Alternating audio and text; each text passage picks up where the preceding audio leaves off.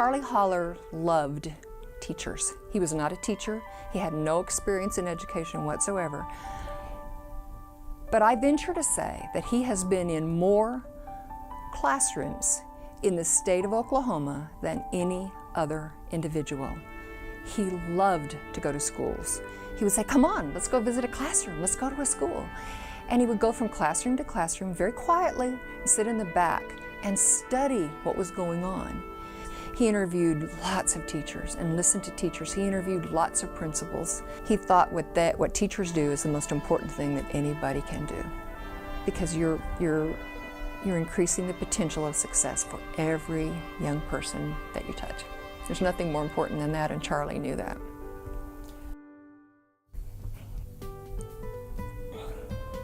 Leadership is sometimes an intangible characteristic. I do believe that some people have some inherent qualities that make them a, quote, natural leader, but most leaders evolve.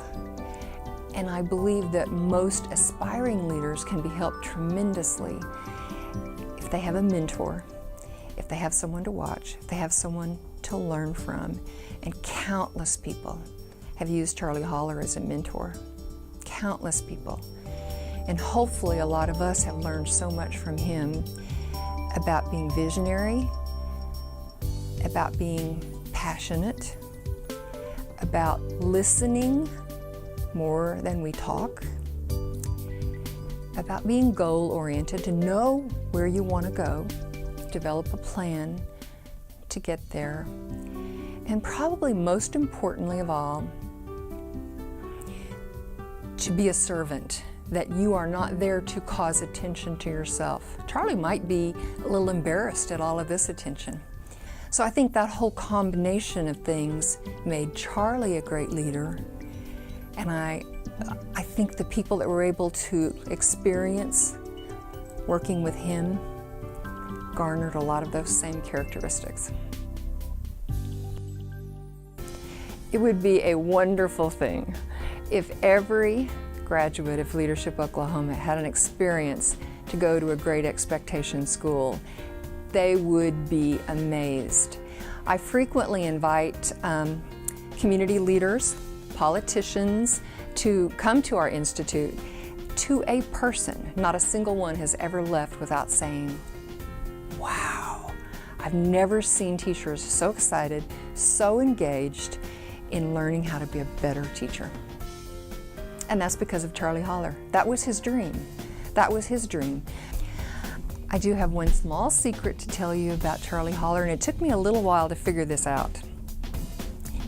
We would be doing a training, intently involved in what we were doing, and I might need to ask him a question or get his response to something, and Charlie would be gone. He would literally disappear. And it was about a year into all of this, and suddenly he would reappear again. And finally somebody told me, "Don't you know that Charlie just sneaks off and takes naps? If he can find a chair or a couch, he's been known to crawl under a table, just take a little nap." And that's a closely guarded secret about Charlie Hollar. He loved his naps. Charlie loved quotes, as do I. And there are two quotes that I think do some justice of summing up Charlie Hollar.